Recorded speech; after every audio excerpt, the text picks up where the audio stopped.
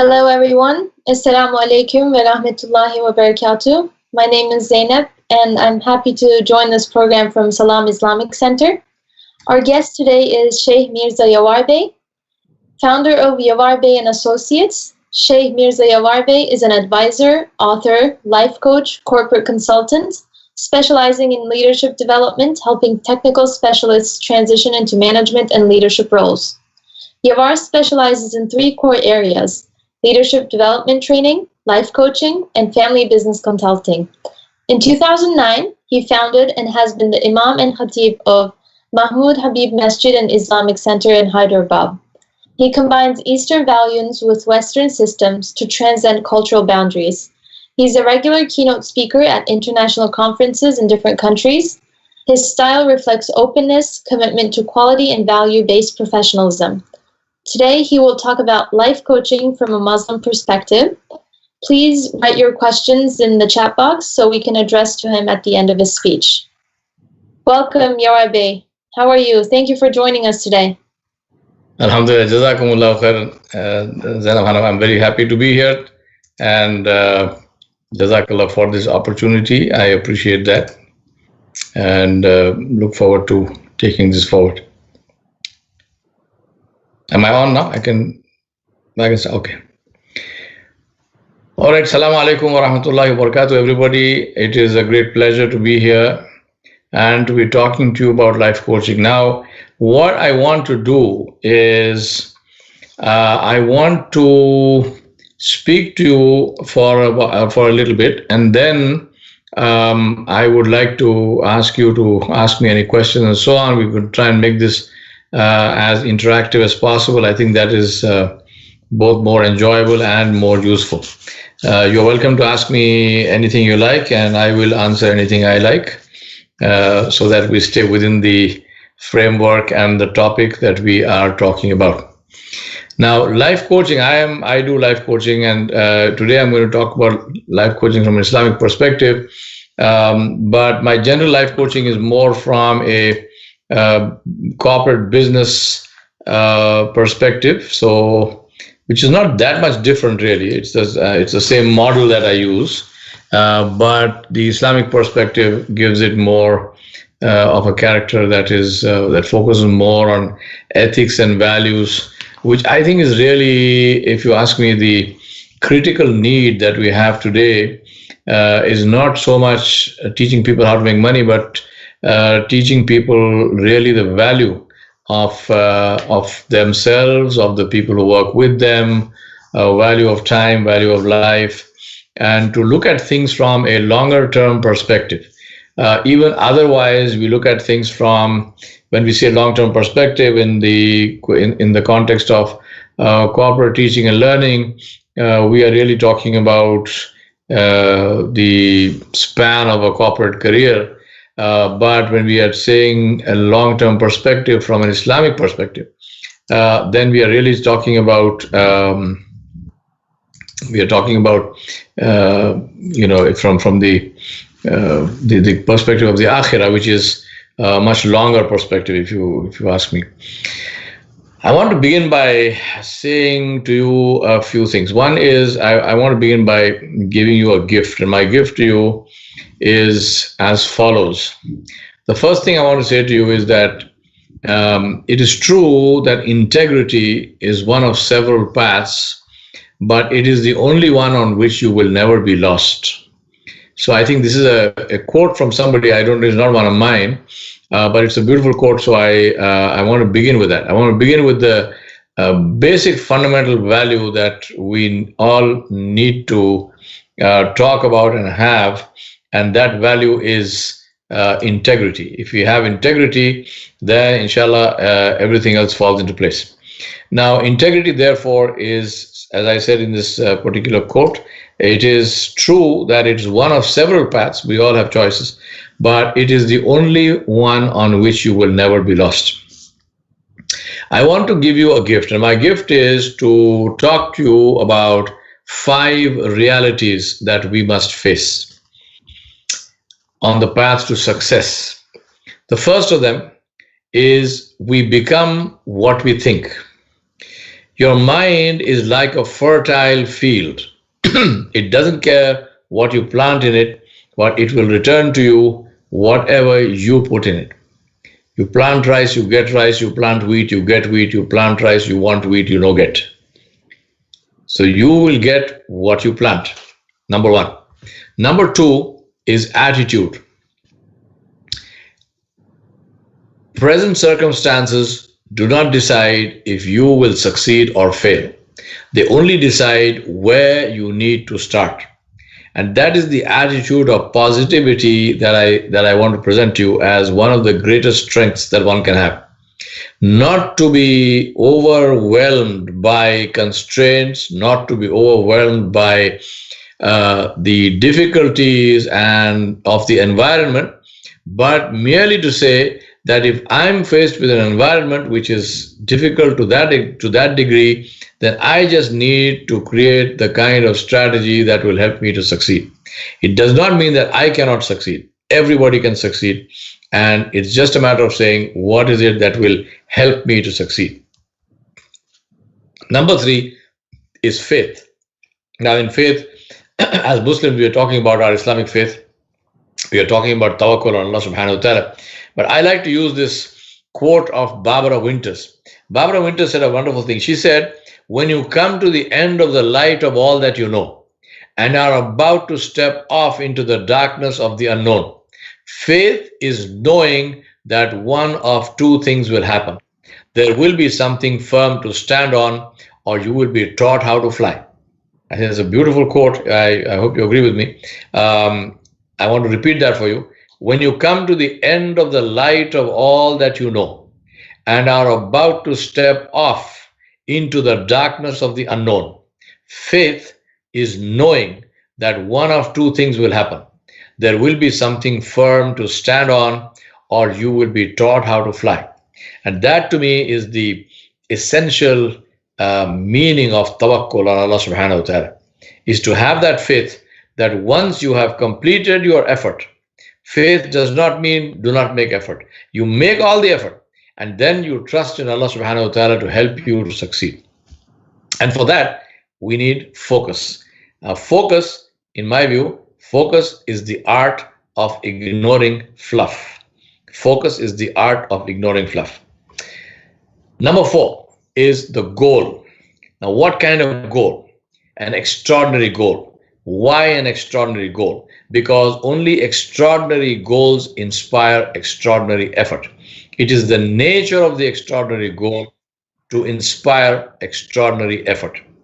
Now, when somebody is standing at the base camp, at the base of Mount Everest, he does not need a motivational speech. The mountain motivates him.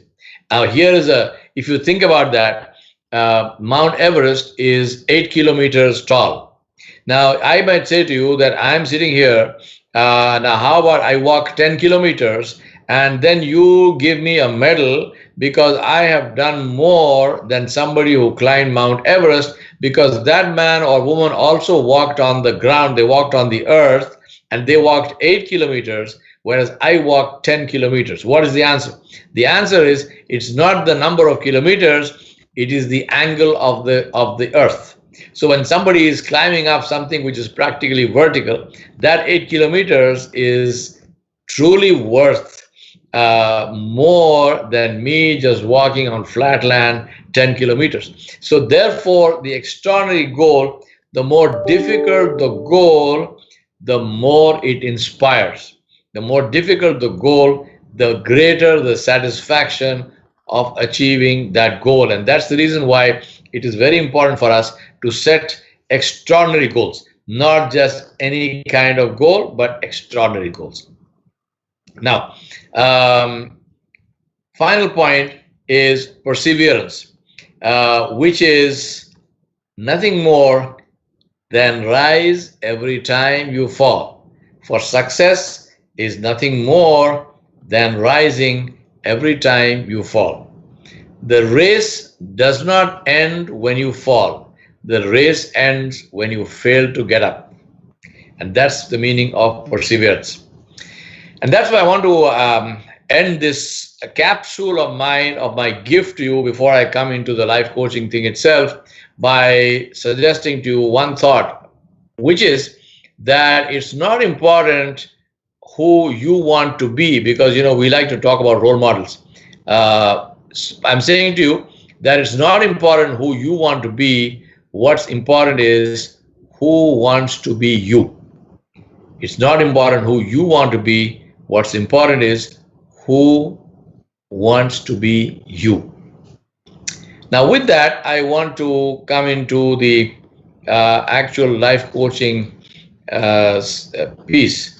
Now, I want to share my screen with you just so that you see the model, and then we will go from there.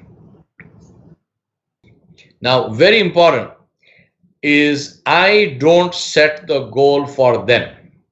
They set their own goals. And that is important, because if you get into, as a life coach, if you get into setting goals for people, then they will not be committed to working on those goals, especially if those goals become difficult. Then they will give up. And then if you ask them what happened, they will say, you know what? I mean, I was never in it in the first place. I mean, you forced me to accept this goal. So that is not the way to go. So what I do is I help them to articulate and to define what their goal is. It may be one goal, it may be two, it is never more than three. That's a very important thing, which is that we don't make a long laundry list of 16 different things that I want to do in life. No, you try and work on them one by one. As I said, maybe two. Absolutely top of the limit is three, nothing more than three. So that is the basic thing that we come up with. So that's the goals. Now, once the goals have been set, we do what is called a gap analysis. And the gap analysis is, I'm here, the goal is here. What is this gap? From being here to here, what will it take me to go from here to here? So if I have a particular goal, for example, I say that my goal is that I want to be the head of, I'm talking from a corporate perspective, and we'll come back to the Islamic perspective from this. I want to be the head of my department in my company. Say I'm working in a pharmaceutical company, and I want to be the head of the department of, now we are sitting here in COVID, so we say, let's say vaccine development. Now, this is the goal. Now, the gap analysis is, what is the minimum requirement for you to be the head of the department of vaccine development? You might say, well, number one is I must have a PhD. You might say, well, I already have a PhD, but maybe I need a PhD in a particular branch of chemistry or something. And you might say, well, I also need, to have something else, which means I should have published a book. I should have published so many papers, whatever the case might be. So we work together and we say, here is my goal, and here is where I want to be, and what is that gap. So we work on this gap analysis. Once that gap analysis is done, then we agree on action, and we say, what are the actions that I need to take in order to work on this gap, so that this gap is closed. I get to where I need to be. Now, that agreeing on actions is, we can drill down and we can get very granular about those actions, including, for example, how will I manage my time? What time will I wake up every morning? In terms of my physical well-being, what kind of food will I eat? What kind of exercise will I do? How many hours a day will I read? If I'm making presentations, I need now, in terms of the gap analysis, I might say that one of the things I realize is that I need to improve my presentation skills. So what do I need to do in order to improve my presentation skills? I'm just trying to give you a picture of what we mean by this. So we are saying here that we do that, and we do that to the extent possible, and we make it as detailed as possible, because it's very important that if you are working on a goal, then we drill down to whatever is, as whatever is required. I mean, no matter how small it looks. For example, you might say, what time I get up in the morning, why is it important? It is important because that determines the length of your waking day. And that's a very important thing, even though it might look like it's not so important. So we agree on the actions. Once we have a set of actions, then we fix the metrics for that. We look at the measurement. So I say, I'm going to be reading 2 hours a day. We say, it's not just 2 hours a day. How many pages will I read? In those 2 hours, how many pages? Now that might bring up another gap, which is my reading speed. How fast do I read? So maybe I need to improve my speed of reading.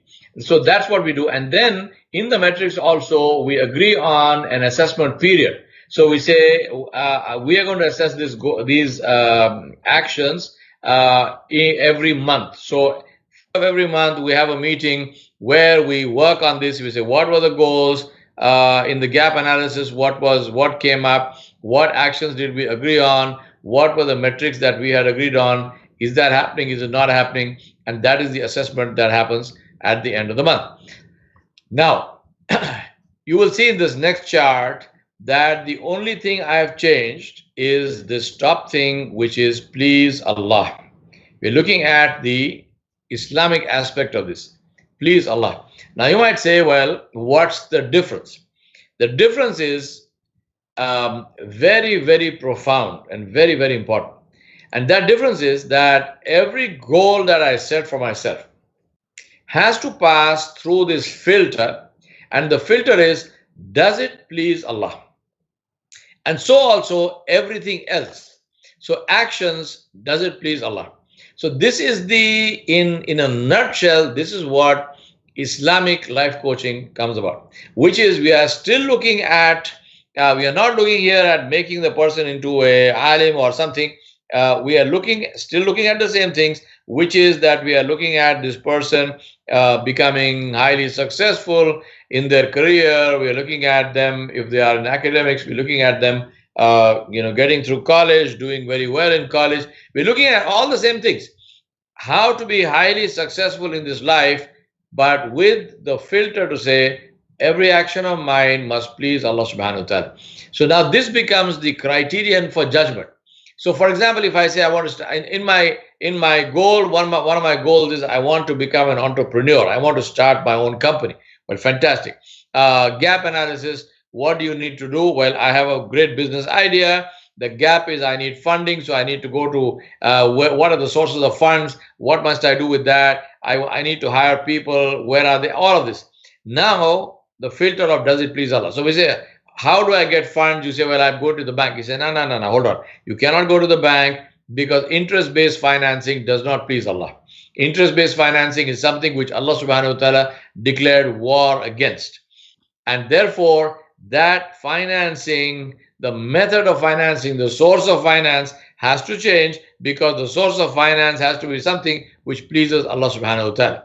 So I hope I'm being clear. So this please Allah then becomes a framework. So now again we come to the actions. Again in the gap and the actions we say, well, in terms of business promotion, this is the kind of business promotion that we need to do. And somebody might say, now we are sitting in America, for example, you might say, well, as an introduction, I'm going to have this wine and cheese kind of reception. We say, no, we do not serve wine in our receptions. We have something else. So in this way, I'm just giving you very, very broad examples. In this way, everything that we do, what do I do with the people? How do I treat the people? What do I pay them? How much do I pay them? What are the laws of the land in terms of following the laws of the land? All of this must conform to, does it please Allah?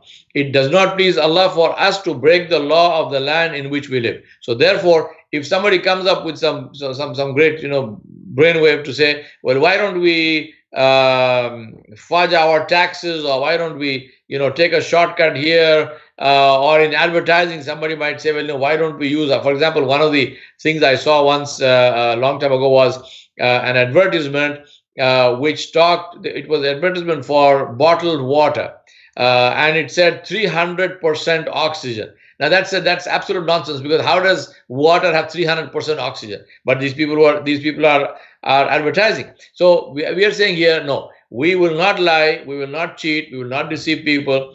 We will do a business in a way which pleases Allah subhanahu wa ta'ala. For example, Rasulullah sallallahu alaihi wasallam said, give the customer more than what the customer expects. He said, when you are weighing balance, he said, give more. So which means we are looking at, in business terms, we say we are looking at customer service excellence. We are not looking at customer service satisfaction.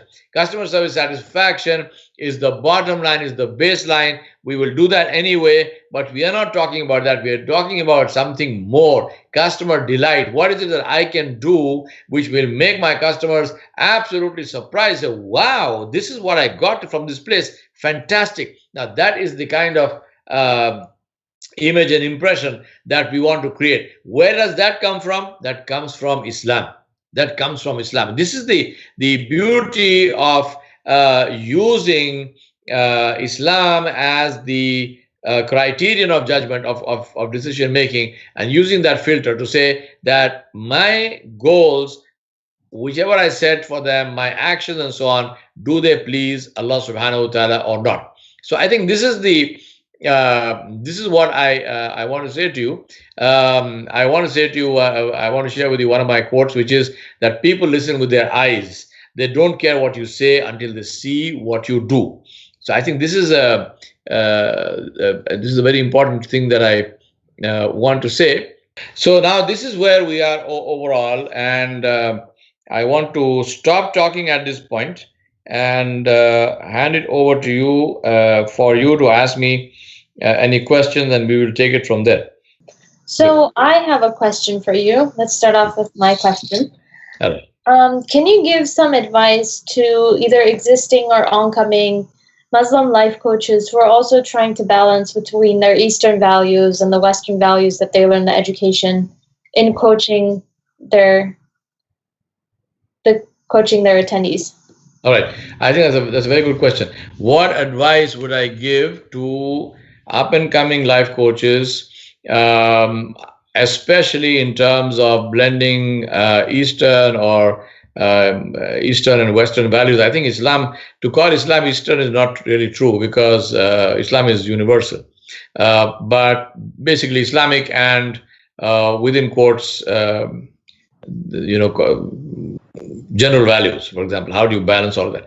Now, what I say is, first and foremost, if you want to be a life coach, then you have to be doing or have done something where somebody will come to you to be coached. That's the first thing, because if nobody wants to be coached by you, how do you be a life coach? So to be a life coach, your life must have something in it. I mean, meaning that you must have achieved something, right? So I think that is something important to remember. I mean, if you haven't achieved, and there's no really, I won't say necessarily that you should have written a book. I mean, for example, that is a good thing to do. If you have written a book, then it gives you automatic credibility. But that's not necessary. It's not necessary that you should actually write a book. If you do that, it's good. But if you don't do that, whatever it is that you do, for example, many of my coaches, as a matter of fact, throughout my life, were not people who were authors. I mean, I have written a lot of books, but those people were not people who wrote a lot of books, but they were people who had an enormous amount of wisdom. And then I went to them and they helped me. Now, one of them, for example, was a farmer. Now, this person lived in India. He lived, his farm was literally in the middle of a forest on the bank of a river. And he had a small little house. The house had no running water. It had no toilet. So you lived in the house, and if you wanted to go to the toilet, then you took your water in a pot and you went out in the bush. Now, that is not very good news if you wanted to go in the night, because if you go into the bush with a pot of water for the toilet in the night, then most likely you are not going to come back. So it was something which was, which was some sort of unique. So here was a man with, he didn't have a great education, within quotes, as in university and whatnot. Obviously, he didn't write any book, but he taught me some of the greatest values that I have ever had in my life. Now, for example, he taught me the value of taking responsibility for my actions. And I'll give you a little story on that. One day, in that place I used to go hunting. I used to go. I mean, I'm talking about 90 in the 70s. So I'm talking almost about 40 years ago. So I used to do a lot of hunting. So every morning I would go off into the bush, into the forest, with a tracker, which was a tribal person there called Shivaya. So Shivaya and I would go off into the bush, and we would walk around in the forest. I mean, on a given day, I would walk maybe 12 miles, 15 miles the whole day. We would stop in the middle of the day somewhere, sit on the bank of a stream or a pond, and have some lunch, which we would carry with us, and then rest for a while, and then come back in the evening. So one day, coming back in the evening, we didn't get anything. We got nothing to hunt. Coming back in the evening, almost as it was getting dark, as I came over a little hill, I saw a deer, an axis deer, AXIS. So those who are watching, you can Google it, and you Google it and see what the deer looks like. AXIS. It's called axis. So now this, I saw this deer, and I was in such a hurry. I just picked up my gun and I shot. The bullet went through the deer. The deer ran away. We tried to track it. We couldn't find it. It got dark. And this is very thick forest in India. This is forest which has tigers in it, has leopards in it, it has bison in it. It doesn't have elephants, but everything else. So anyway, it got dark. We got back to the farm. Now, as we got back to the farm, my mentor, my father's friend who was there, Uncle Rama, he said to me, "Oh, I heard a shot. What did you shoot?" So I said, "I shot a deer." He said, "Where is it?" I said, "It ran away. It was wounded. It ran away." So he tells me, "You are telling me that you shot an animal and wounded it, and it ran away, and you didn't follow it up, and you let it just go, and you came back home?" Now I said, "Well," I said, "Yes." At that time, my age, I was 16 years old. 16 years old. So I said, "Yes." He said, "No, this is not done. If you shoot something, then you bring it back. You do not leave a wounded animal in the bush, because the animal dies a very painful death. And in this case, it's a deer. But if it had been a carnivore, or if it had been a big animal, then that animal is extremely dangerous because it is wounded. And if somebody else comes along that path, then that animal will kill that other person. So this is not done." So I said, "Now what do I do?" He said, "Now you have dinner, and then you go back and you find that deer. It is 10 o'clock in the night, pitch dark, middle of the forest." I said, "Go back now?" He said, "Yes. You're responsible. You pull that trigger. It's your responsibility. A gun is not a game. A gun is not a toy. When you pull that trigger, it is your responsibility." So I said, "Okay." I had dinner, and then this tracker of mine, Shivaya, and myself, we went back into the bush. And we spent the whole night, and next morning, we also took some dogs with us, and we found that deer. Now, I'm saying here is an example I'm giving you of somebody who was a life coach. And that person gave me values which I cherish. Now I'm telling you a story which is over 40 years old. But here's a life coach. I'll give you another example. Now, this is even longer than that. It's probably about 50 years old. My principal in my school, I went to one of the best schools in Hyderabad called the Hyderabad Public School. And the principal there was a man called Kuruvilla Jacob. Now, Mr. Jacob, one day, I was in class. This was 1968. I was in grade 8. Now, where I was, my seat in the class was next to the window. And if I looked out of the window, right across, we were in a courtyard, and across the courtyard were the bathrooms, were the toilets. So one day, and this is a boys' school, and those toilets, people used to write all kinds of some bad stuff on the walls and of the toilet and so on, which is quite common, and this is very bad. It is regrettable, but it happens.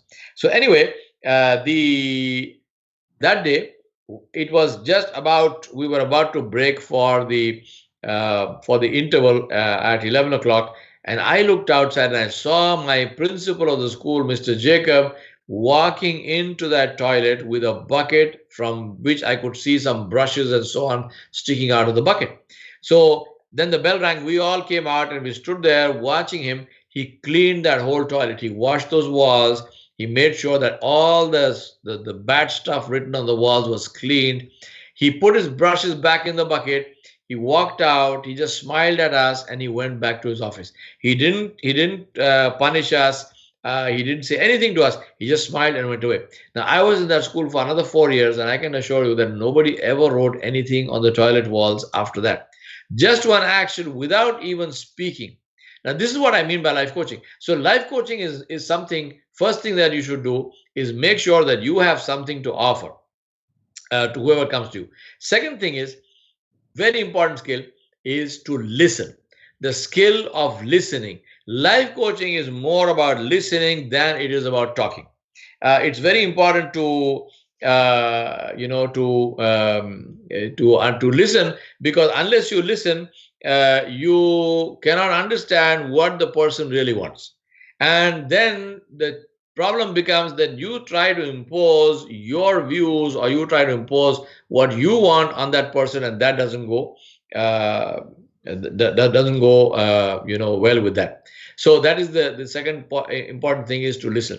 Third important thing is not to be judgmental, right? So for example, if somebody is coming, now this is a Muslim person who comes to you, and this is a young lady, she's not wearing hijab, so instantly you're thinking, oh no, you know what, I mean, what you're doing is haram. You should first wear hijab. I'm not going to talk to you unless you wear hijab. I mean, this doesn't work like that, right? If you want her to wear hijab, alhamdulillah, but you have to accept her as she is and then guide her to that point by talking about the greatness of Allah subhanahu wa ta'ala, by talking about the importance of gratitude, of being grateful to Allah subhanahu wa ta'ala, by talking about the blessed sunnah of Rasulullah sallallahu alaihi wasallam, and build that love for Islam into her heart. And then the day will come when she will automatically do what you would have wanted her to do. But by forcing, it doesn't work. So do not be judgmental. And the fourth thing is very important, is don't try to push them at your pace, because your pace might be much faster than theirs. And in terms of their learning ability and so on and so forth, you might end up the other way around, which is somebody who's much faster than what you want them to be. So good for you. But if that doesn't happen, then you must make sure that you are not pushing people. So I sometimes tell people who want to be life coaches, I say, imagine that you are pulling them with a thin thread. So if you pull hard, the thread will break, right? So you can't pull hard. It has to be very, very gentle. Very gentle in terms of that. Final point I want to make is, be very, very clear in your mind that life coaching, whereas it is something which is professional, it's also something which is personal. So your coachee, as it's a funny kind of a word, but this is what they call them, the audience, the person that you're coaching, it really is your friend. Now there, it's very important to do two things simultaneously, and this is a bit of a quandary, a bit of a difficult thing sometimes, which is that on the one hand, you have the greatest love and affection for them, you build a beautiful friendship and relationship with them, but at the same time, maintain the boundary of professionalism. That is very, very important. And that is where sometimes people go out of line and they get into trouble with different kinds of legal and other issues where the boundary gets transgressed. And you might have a good intention, but it comes across as, in some cases, it might come across as sexual harassment. In some other cases, it might come across in a different way. So be very clear as far as the boundaries are concerned. For example, one of the things I tell people is that if your coachee, if your protege is a female, is a lady, then never speak to her alone in a room where just the two of you are there. Now that is a core Islamic principle. You do not stay alone in a room. A man and a woman together in a room by themselves is not permissible in Islam. And these are basic rules of safety, both for yourself as well as for the other person. So I think these are important things. The boundaries must be maintained. So also one other very important boundary is the boundary of time. Just because I'm coaching somebody does not mean that this person is going to call me in the middle of the night, or this person is going to just walk in anytime. No.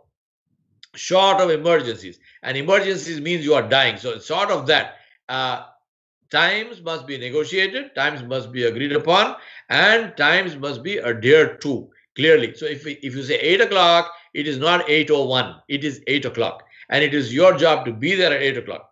And so also when you are saying now this session is going to last for 1 hour is 60 minutes, it is not 61 minutes. So I think these are things where this discipline is a very important thing, and that discipline it helps you a great deal. So I hope I answered that question. You asked me a short question, I asked to give you a long answer. I have the question you sent me here. In your bio, it was iterated you are helping Muslims transition to technical jobs. What do you suggest Muslim engineers do their prayers openly, or if there is a bias against Islam in the working environment, how should they negotiate around this bias? Now, I help technical people transition into leadership roles, Muslim or non-Muslim. So it's not only Muslims. Number one. Number two is that as far as Muslims are concerned, I have always found that being clear and open about your religion is the best thing. There's nothing to hide. Alhamdulillah, we are not hiding from somebody. We are not doing anything which is illegal. We are not doing something which is harmful to anybody. So there's nothing to hide. So also, you know what helps is the way you dress. So, for example, if you are going to work in a hijab, people know you are a Muslim. If you are going to work, if you are a Muslim man and you have a beard, people know that you are somebody who is a Muslim. So they expect a certain behavior from you. So now when you say, well, you know, can I have, you speak to your boss and say, you know, in this working hour, working day, in the middle of the day, I will need 10 minutes to do my prayers. Can I have permission? I have never ever heard anybody say no to that. Nobody will deny you that. Now, when you say prayer openly, obviously you don't need to pray in the corridor, right? Interesting. You might think that's funny, but that's something which somebody actually told me. I was in this school in Scotland, which is a very famous school called Gordonston, where Prince Charles went to school there. The Queen is one of the mentors, is one of the patrons of the school.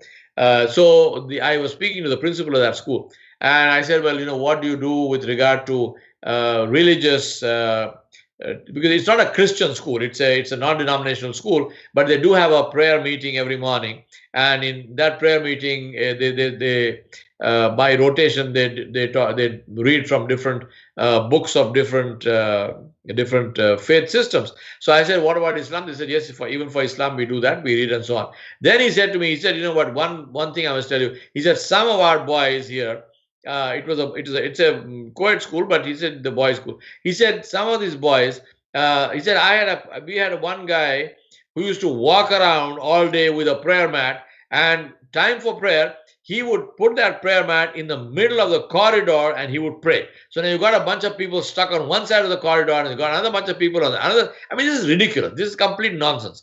So I said, when we also pray, we must make sure that we are not causing an inconvenience to anybody else. So but by all means, nothing to hide, right? So by all means, pray. Pray in your office, or ask the company to give you a place to pray, and they will do that. Make sure that you are not causing any inconvenience to others, but nothing to hide. Do that openly. People appreciate that. Also, it's a very good way of Dawa, because when people see you pray, this happens to me many times. When they see me praying, they say, you know, what were you doing? Could you explain that to us? We saw you bowing. We saw you putting your head on the ground. We heard you reciting something. Could you explain that to us? And that's a beautiful opening also to present Islam to people without going in their face and saying, you know what, I want to tell you about Islam. Well, if you do that, they might say, well, I don't want to learn about it. I'm not interested. But if they ask you a question, then it automatically opens the doors, and they are also more willing to listen. And next question, people listen to you with their eyes. How can we apply this logic to spread Islam? Should it be with words only or with good actions? Always, it should be with good actions. You know, just now, somebody sent me a little video. These people listen with their eyes. They sent me this video. This video is about this white girl. The only reason I'm saying white is because of the story. Just see what happens. This little white girl, she's about maybe 1 year old, if that. Now she has eaten up. There's a little package of cookies. So she has eaten up all those cookies. So the mother is asking her. The mother says, "What happened to the cookies?" So did you eat the cookies? So she said no. So now, I mean, I have a problem even with little children telling lies. But anyway, so she said, no, I didn't eat them. So the mother said, then who ate them? She says, somebody else. So mother says, so you are telling me that somebody broke into our house and they did not steal the TV and they did not steal jewelry and they did not steal money and they just ate the cookies. Are you telling me that? This little girl says, yes. And then she says, it was a black man. Now, how does that 1 year old little girl say it was a black man? What does that little one girl know? I mean, she does not know a black man from a white man from a bar of soap. I mean, how does she get that? She gets that from the dinner table conversations. She gets that from what she's hearing from her parents. And this bias is building into her. Right? So this is what I mean by saying people or children listen with their eyes. You don't have to tell them anything. If they are seeing discrimination, they are learning discrimination. If they are seeing fair behavior, they're learning fair behavior. The best form of dawah is the dawah of your own life. Rasulullah, and if you look at the Sahaba, Ridwanullahi alayhim ajmain, there was hardly anybody, maybe nobody, who actually stopped somebody in the street and gave them dawah. Nabi Sallallahu Alaihi Wasallam did that initially in Makkah because he was the only person and he went to people, he went to Abu Jahl and others. But otherwise, people came to Islam because of the beauty of Islam. They saw how Muslims lived and they said, this is so beautiful. I want to be this. You know, how is it you do that? You have a company. Everyone is so happy with you. Why are they happy? You know, what is it you do with them? Your customers are so happy with you, right? So if this is the best dawah, is the dawah of good actions. Third question, how can a life coach best assess his or her effectiveness? Should it be quantitative, how many coaches one has, or qualitative, that is the quality of success of the coaching? I think it is only and always qualitative, not quantitative. This is one of the big problems that we have today. We go into the quantitative sides. For example, you might say, you know, how many Facebook likes do I have? How many people are watching my video on YouTube? Within quotes, how many followers do I have on Twitter or something? Believe me, none of that matters. What matters is the quality of what you are delivering. If that one person who you coached becomes an Imam Bukhari, if that one person whom you coached becomes an Imam Ghazali, believe me, that one person is worth more than a million others who came and went and you don't know what happened to them, right? So forget about the quantitative part of it, qualitative part of it. What is your own assessment of that? Your student is your meter, not yourself. The student is your meter. And that's why I always say, from the Islamic perspective, the best coach is the one who will spend time with the coachee, and then in the night, he or she will stand in tahajjud and will cry before Allah subhanahu wa ta'ala for that student. This is the mark of a good coach, to stand in the night and make dua for that student, to cry tears to Allah subhanahu wa ta'ala for that student. You know, I give the example of agriculture. I say to you that if I give you the best possible seed, right? I give you apps, say for example, olives. I'm giving you, you want to plant olive trees, and I'm giving you this olive seed, which is the number one, absolutely the best olive seed in the world. And I say, here it is, go plant the seed. What will you do? What will a person, if you simply take the seed and you dig a hole in the ground, put the seed, most likely that seed will die. Most likely the plant will not come up. Nothing will happen. A good farmer, what will they do? They will not do anything. They will keep the seed. But they will first go and they will prepare the soil. They will dig the land. They will remove the pathogens from it. They will remove the thorns and the rocks and everything which is wrong from that land. They prepare the soil. They will test the soil. Is it smooth enough? Is it good enough? What is the pH value? What is the acidity in the soil? Does the soil need more alkalinity or more acidity? Does it need more organic matter? Does it need more nitrogen? Does it need to be sprayed for bugs and so on? You do all of that. Only when the soil is ready, then you plant the seed. And then what you do? You water the seed. You water the seed. If you don't do these three things in this sequence, prepare the land, then plant the seed, and then water the seed. Now take this to the coaching thing. What is that? That coaching thing, and I think your the third question fits in with this, which is what would you say about life coaching with regard to the Prophet Muhammad sallallahu alaihi wasallam's teachings? What is a good example that you would give from his life? I think that fits in with this because Allah subhanahu wa ta'ala also mentioned this about Nabi sallallahu alaihi wasallam. So therefore, in terms of coaching, preparing the soil is to prepare the student, which is taskiyatul nafs wa tarbiyatul akhlaq, is to prepare the heart of the student, purify your heart, remove hatred from your heart, remove all negativity from your heart, make your heart receptive to the learning and teaching. And then that is the learning and teaching, which is the seed. And then stand in the night, water the seed with the tears of your eyes when you stand before Allah subhanahu wa ta'ala and say, Ya Allah, I have done this. You sent this person to me. I have done my best with them. Now, Ya Allah, they are in your hands. Give them hidayah. Give them support. Make them accept my dua for them. Help those people. This is the meaning of coaching. Now, Rasulullah sallallahu alaihi wasallam did that. He did that with person after person after person. Do you ask me for an example of Rasulullah sallallahu alaihi wasallam's coaching and how did he do that from his life? I'll give you one example only, and that example is in the Battle of Hunain when they were going to fight the Banu Thaqif and the Hawazim in Taif from Mecca. When they were going on the way at one place the army camp. Now remember, the Prophet Muhammad sallallahu alaihi wasallam is the commander-in-chief of the army at that time, and this is an army. It was an army of 10,000 soldiers. They had all the arms and everything they wanted, and they were on the way. Now that army consisted of a lot of young, newly converts from the Quraysh who were in that army. There was a lot of young people who had newly come into Islam, so they hadn't had the the benefit of the sohbat of the company of Rasulullah sallallahu alaihi wasallam. These were just boisterous young men, and many of them were from within quotes the nobility of Quraysh. So they were wealthy, they were very arrogant, and they were there.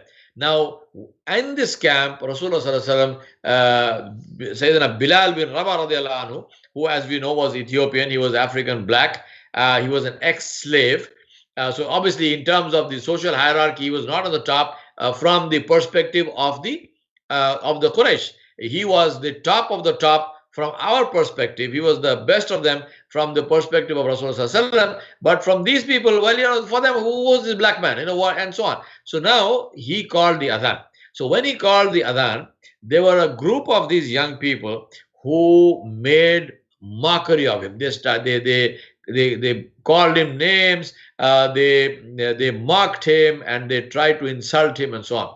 Now this was brought to Nabi sallallahu alaihi wasallam. They said, Ya Rasulullah, here are these people, this is what they have done. Now think about that. This is the middle of the army camp. The army is going there. The muezzin of Rasulullah sallallahu alaihi wasallam is being mocked. This is a very, very serious problem. And this could have and should have attracted some very severe punishment for these people. Rasulullah sallallahu alaihi wasallam called them. He said, call these people. They came to him. He asked them, he said, who among you who's the leader of this whole group?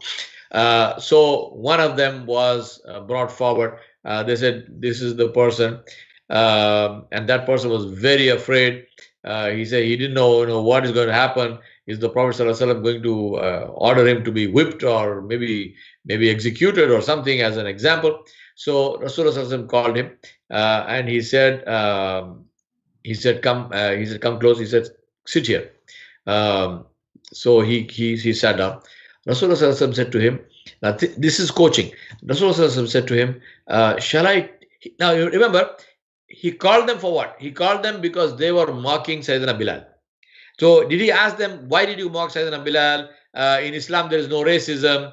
We don't consider black people to be less. We don't consider Arabs to be higher. We don't consider white people to be higher.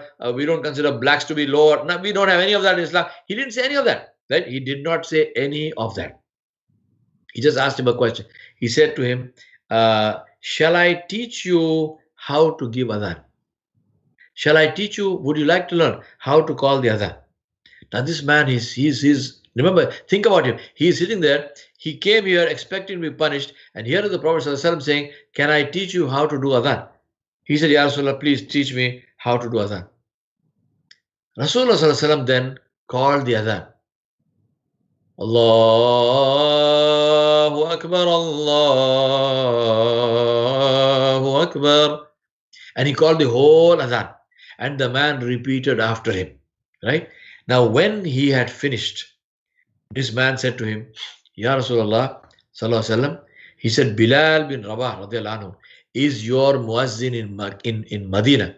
He said, please make me the muazzin in Makkah. Rasulullah Sallallahu Alaihi Wasallam said, you are my muazzin in Makkah. And the historians have said that this man, Allah gave him a very long life.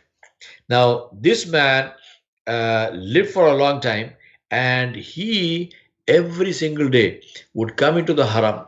He would make tawaf, he would pray 2 rakat of salah, and he would call the adhan for that particular salah. Now this he did his whole life.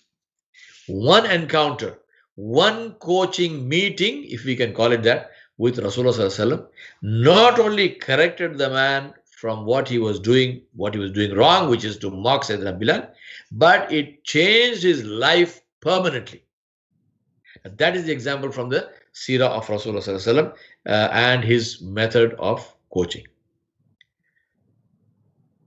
Anything else that? No, thank you. Thank you so much. It seems like you have a very big fan base in Hyderabad. So many people are commenting that they miss your Friday talks and they miss hearing you talk, and it's so nice to hear you give a lecture again. So I want to let you know that so many people are thanking you on YouTube for your perspective and everything that you taught us. Jazakumullah khair. If it's possible, do send those comments to me. Then I can thank them personally. But right now, I would like to thank all of them and say salam to all of them. I miss them even more. Thank you. Thank you so much. I want to thank the audience for such great questions, and I want to thank Yawar Baig again for giving such insightful answers. And I want to remind everyone that this is a weekly lecture in which we bring invaluable people like yourself to share your insights and to teach us. So thank you all again. Jazakallah. Thank you very much. Good night.